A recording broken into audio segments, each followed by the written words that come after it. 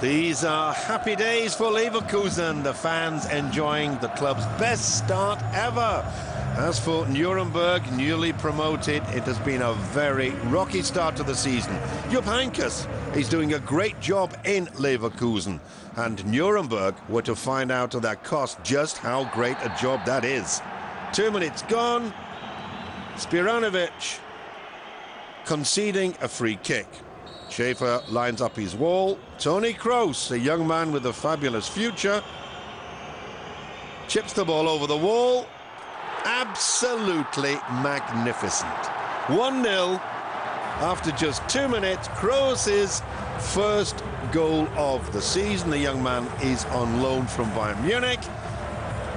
The intention that is to get more game time, and that an absolutely superb strike by the young man. Heynckes, though, remains unmoved. 5 minutes later, Simon Rolfes can't believe it, from that range over the bar. The free kick from Kroos, as we see in slow motion. The header beautifully nodding into the middle. Kiesling gets nothing on it, and Rolfes misses. Michel Oenning, the Nuremberg coach, probably had a premonition of what was to come. It was one-way traffic.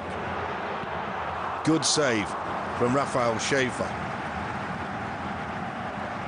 That shot from Gonzalo Castro.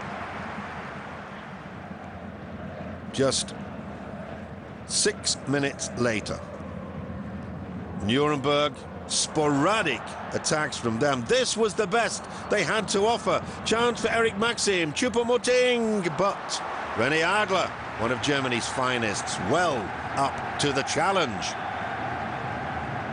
So little seen from Nuremberg as an attacking force. They were beaten 2-1 in Bayern the last time they played away. They were beaten 1-0 at home in the Cup by Hoffenheim. And things got worse and worse in Leverkusen. The referee deciding that that was an illegal challenge. The foul by Munari on Kroos. Up steps Simon Rolfes and slots the ball home for Leverkusen's second without any problem whatsoever. The fourth goal of the season for the skipper. Leverkusen 14 goals scored before today. Rolfes' penalty making it 16, and even more for Oenning to think about. 34 minutes gone, and Nuremberg were in danger of being taken apart. This scene symptomatic. In the end, there's no problem whatsoever for Eren Dediok to grab his fourth of the season. 3-0 for Leverkusen, and still 10 minutes to go to half-time. Leverkusen at the moment really on song, but just look at that defence. More holes in it than a Swiss cheese. Despair on the face of Raphael Schäfer, the Nuremberg goalkeeper. 1 minute before half-time, Simon Rolfes blasting the ball wide. You had to feel sorry almost for Schäfer in goal for Nuremberg. At half-time, Patrick Helmers directing traffic, a young man suffering from a cruciate ligament tear, a fabulous striker. He was well happy with what he saw, and he was obviously hoping that his side would quickly get back on the goal-scoring trail. They nearly did so through Simon Hüppier, Finnish international, joining Leverkusen from Liverpool. And Heynckes wanting his side to increase their goal tally. 68 minutes gone, the ball back into the middle, and Stefan Kiesling completely alone, not a Nuremberg defender within touching distance, nods the ball past the hapless Raphael Schäfer. That's Kiesling's 6th goal of the season. It's amazing that German national team coach Joachim Löw still does not select him for the German national side. A young man in sparkling form. But where, oh where, was the Nuremberg defence? René Adler delighted the Leverkusen goalkeeper. He almost had an afternoon with no work involved. 20 minutes to go.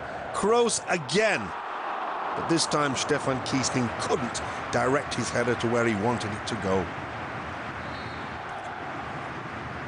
Leverkusen with Hamburg unbeaten so far, and against Nuremberg, as Erning decides to indulge in some prayer. Maybe he needed the Almighty on his side to save his team.